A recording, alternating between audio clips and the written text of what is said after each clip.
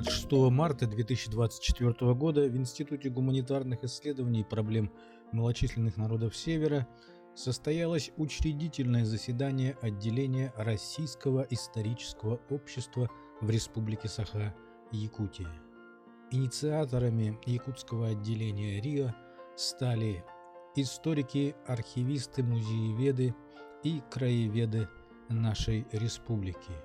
В мероприятии приняли участие председатель правления Российского исторического общества Руслан Гаккуев и председатель Совета отделения РИО в Приморском крае, директор Института истории, археологии и этнографии народов Дальнего Востока ДВО РАН, академик Николай Крадин. Предлагаем видеорепортаж Академии наук Якутии с данного события. История частью своей жизни. Здесь я вижу и сотрудники нашего института, преподаватели Северо-Восточного федерального университета, исторического факультета, наши коллеги из Якутского музея, Национального архива. Вижу много краеведов знакомых. На подрастающее поколение, поэтому инициатива института, музея, архива с правильном оформлении филиала – это потребность времени, потому что, повторюсь, предпринимаются активные трудности. Российское историческое общество было воссоздано в Российской Федерации уже больше 11 лет назад. Это общественная организация, которая объединяет историков, занимающихся совершенно разной специализацией, разными периодами нашей истории. На сегодня отделение Российского исторического общества создано уже более чем в 60 субъектов Российской Федерации.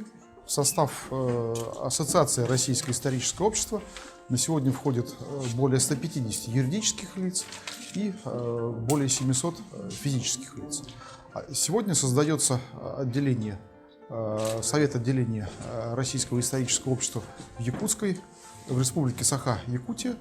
Вот это важный этап в жизни всего исторического сообщества республики.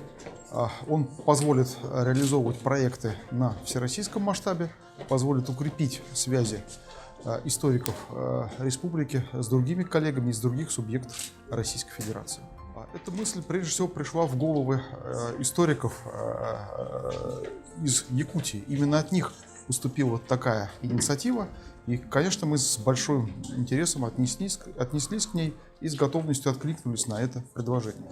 Это очень замечательно, что отделение Российского исторического общества создается в республике. Республика известна своими давними научными гуманитарными традициями. Здесь работало много выдающихся ученых, есть замечательный институт, есть федеральный университет. И очень досадно, что до сих пор так и не было открыто отделение Российского исторического общества. Я думаю, что создание отделения придаст новые импульсы для развития исторической науки в республике. Вступить очень просто. Нужно написать заявление для физических лиц, а в организации тоже могут стать членами общества. Как правило, Российское историческое общество объединяет различные научные, образовательные, музейные и любые другие структуры. Учредителями регионального отделения Ассоциация Российского исторического общества в Республике Саха-Якутия выступило 5 организаций. Это наш институт гуманитарных исследований и проблем малочисленных народов Севера, Национальный архив Республики Саха-Якутия, Якутский музей имени Емельяна Ярославского, Якутское отделение Всероссийского общества охраны памятников истории и культуры и отделение в Республике Саха-Якутия Российского общества историков и архивистов. Мы планируем объединить усилия всех учреждений, деятельность которых направлена на образование, культуру, науку, на широкое историческое просвещение, формирование исторической памяти и исторического сознания в нашем обществе. Особое внимание мы хотим уделить молодежи, и работе среди молодежи, не только среди исторической молодежи, подготовки кадров, но и в целом, потому что в современных условиях, конечно же, это становится формирование патриотизма через изучение истории, наших истоков, корней. Это становится одной из важнейших государственных задач. Значит, мы очень хотели бы, чтобы в рамках развития и работы нашего отделения проводились конференции, выставки организовывались, ну и хотели бы значительное внимание уделить работе с краеведами нашей республики. У нас хорошее известное краеведческое движение.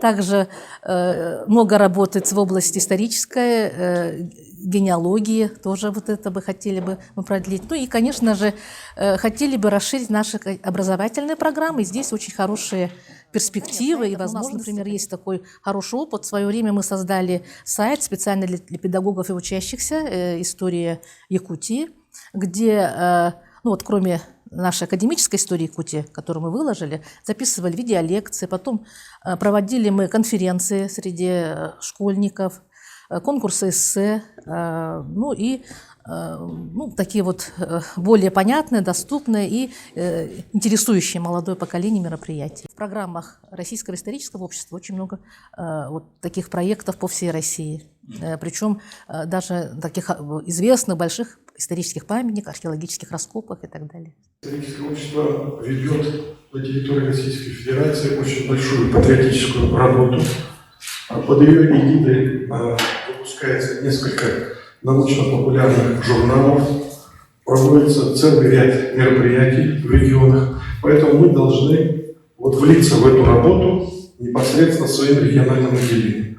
Насколько я знаю, региональное отделение было создано раньше, его возглавлял Алексеев Антон Николаевич, бывший ректор университета, но оно не было оформлено юридически, то есть без юридического лица. Сегодня наступил такой момент определенного роста, что мы должны создать отделение с юридическим лицом. И, конечно, учредители, решат вопрос с председателем этого регионального отделения. Согласно уставу Всероссийского исторического общества. Спасибо. Спустя несколько месяцев после того, как инициатива соответствующая поступила от исторического сообщества, мы сегодня процесс создания отделения завершаем. И в ближайшее время, я думаю, что отделение в Республике Саха-Якутия может быть признано уже созданным решением Президиума Российского исторического общества. Я в своем небольшом выступлении постараюсь коротко рассказать о Российском историческом обществе. Сегодня оно было воссоздано уже больше 11 лет назад в современной России. На сегодня в состав Российского исторического общества входит больше 150 юридических организаций. Это многие крупнейшие вузы страны, библиотеки, музеи, архивы, определяющие, в общем-то, лицо исторической отрасли, исторической сферы. Это порядка 700 физических членов Российского исторического общества, многие из которых виднейшие специалисты по разным периодам нашей истории, но при этом не только они, есть и люди. Российское историческое общество ставит формирование общероссийской исторической культуры. А главные задачи при реализации этой цели – это прежде всего широкое историческое просвещение, которое мы вместе со всеми коллегами в регионах страны проводим, и, конечно, защита исторической памяти, о чем сегодня уже говорилось. Ежегодно проходит общее собрание Российского исторического общества, как правило, летом. На нем мы обсуждаем и утверждаем приоритетные темы для работы на ближайший год, таким образом корректируя нашу повестку, определяя приоритеты в деятельности нашей ассоциации. Я коротко расскажу, наверное, о главных направлениях нашей деятельности. Мы большое внимание уделяем не только реализации историко-просветительских проектов, стараемся их поддерживать, но и большое внимание уделяем в сфере образования. И если говорить о школьном образовании, я думаю, все знают, что основой для курса истории России в школе в настоящее время служит концепция преподавания истории России и входящий в ее состав историко-культурный стандарт, который был утвержден уже почти 10 лет назад.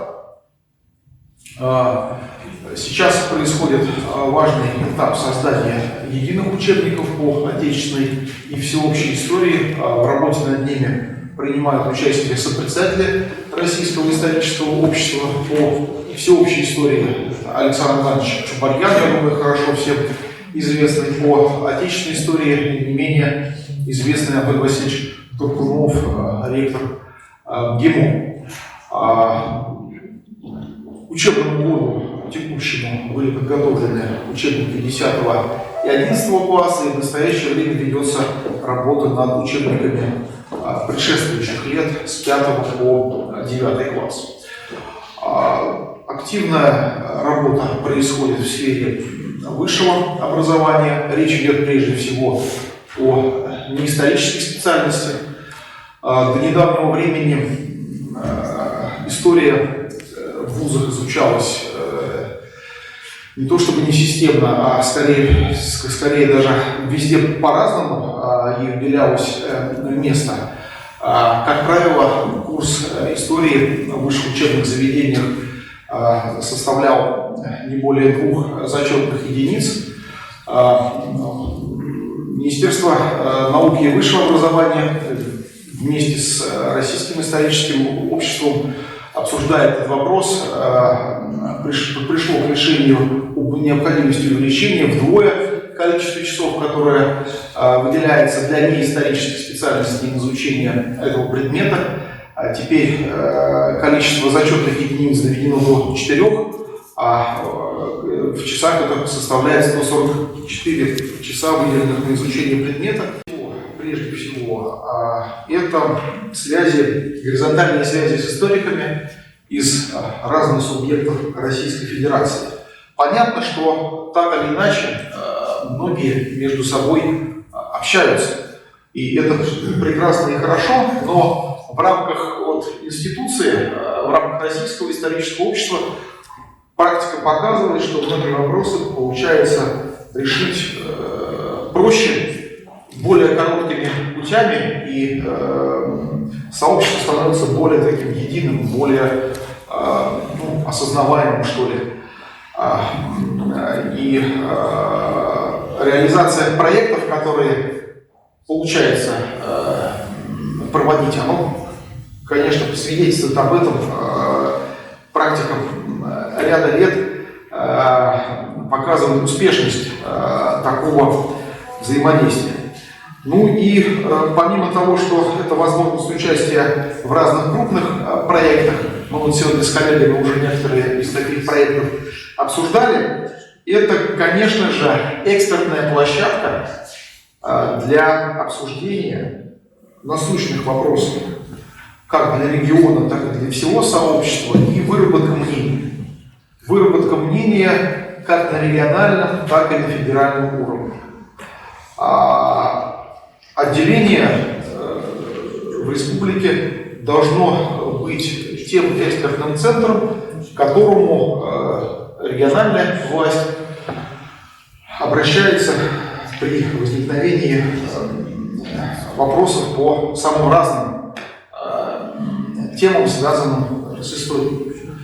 На федеральном же уровне мы, занимаясь выработкой мнения по разным вопросам, обязательно отделение привлекаем также к этому процессу, обязательно спрашиваем мнение. Завершая выступление, я бы хотел поблагодарить руководство республики, главу республики за оказанную поддержку начинанию исторического сообщества республики, выразить слова признательности Гаврилу Витальевичу Кириллину за приветствие и вам, Сергей Александрович, за слова, сказанные сегодня. Добавлю, что согласно уставу Российского исторического общества, отделение считается созданным, когда поступили все необходимые документы от него. В данном случае это обращение с инициативой о создании отделения и прошло его учредительное заседание. После этого Президиум Российского исторического общества должен утвердить создание отделения, утвердить его председателя, а сегодня отделению предстоит, инициативной группе, вернее, предстоит еще выделить кандидатуру на должность председателя, но я думаю, что это уже произойдет в конце заседания. Спасибо большое всем за внимание и, надеюсь, мы конструктивно и слаженно проведем нашу дальнейшую работу. Дальневосточного отделения Российской академии наук академик Николай Николаевич Радин. Пожалуйста, Николай Николаевич, вам слово. Спасибо. Дорогие коллеги, прежде всего я все-таки тоже должен поприветствовать, хотя официальные приветствия закончились, вот от нашего отделения общества в Приморском крае, которое первое на Дальнем Востоке появилось в 2016 году, скоро будет юбилей, мы обязательно всех пригласим на этот юбилей. Я думаю, организуем мероприятие, где вот обсудили бы вопросы координации работы общества в Дальневосточном федеральном округе от нашего института, Института истории, археологии, этнографии, и также от Президиума Дальневосточного отделения Российской академии наук. Якутия славится своими научными традициями в области естественных, гуманитарных наук. Вот, ваш институт является одним из старейших институтов в нашей стране, академических. Вот здесь очень мощная научная школа всегда существовала и продолжает существовать, а многие научные проблемы разрабатываются на самом высоком международном уровне. И поэтому, конечно, давно уже этот формальный вопрос с учреждением отделения нужно было сделать, и в некоторой степени я очень рад, что именно мне довелось участвовать в этом мероприятии, особенно учитывая наши семейные связи с Якутией. Мой батюшка много лет проработал здесь, работает, вот, и, в общем, каждый год ездит со своими друзьями в экспедиции. Я буквально пару слов после такого очень обстоятельного доклада Руслана Григорьевича скажу о нашем отделении, чем мы занимаемся. Мы участвуем во всех проектах, которые проводит Российское историческое общество, и мне очень понравился вот этот замечательный спич с призывом выйти из башен слоновой кости, спуститься на землю. Это очень верно, потому что, действительно, все-таки фундаментальная наука, она настолько фундаментальна, что иногда часто отрывается вот от конкретной реальности. И честно скажу, что если бы Российского исторического общества не было, его обязательно стоило бы придумать. Потому что это очень важная и нужная форма кооперации, координации не только профессиональных историков, а также краеведов, любителей истории, учителей. И, конечно, нам всего этого очень-очень не хватало. Мы проводим конкурсы для школьников самые разнообразные, вручаем им награды после этого. И вот я знаю, что уже некоторые ребята пошли поступать на исторический факультет, и в этом мы видим свою маленькую победу, потому что мы уже сегодня обсуждали то, что, к сожалению, не очень большой популярностью сейчас пользуются гуманитарные науки. Есть у нас проблемы с подготовкой кадров. У нас есть школы, которые мы курируем. Вот недалеко от Уссурийска есть такое село Михайловка, Михайловская средняя школа. в которой начинал свою профессиональную работу академик Андрей Иванович Крушанов, он там работал. Мы курируем эту школу, наш институт, ездим к ним, дарим им наши книги, активно привлекаем к археологическим экспедициям, и это тоже вот наша совместная работа. Очень большая, важная задача ежегодная, которая вот поставлена перед нашим отделением, это проведение научных востоковедческих конференций в рамках Восточного экономического форума.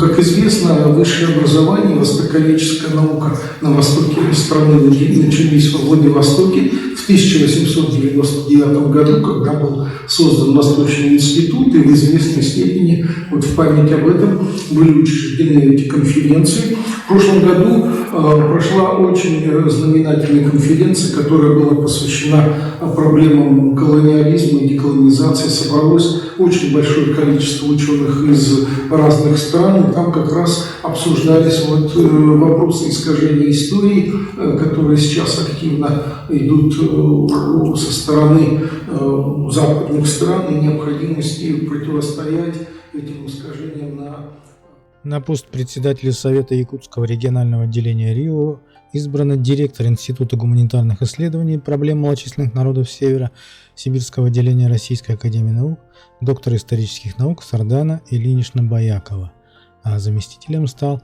главный научный сотрудник данного института, доктор исторических наук Андриан Афанасьевич Борисов.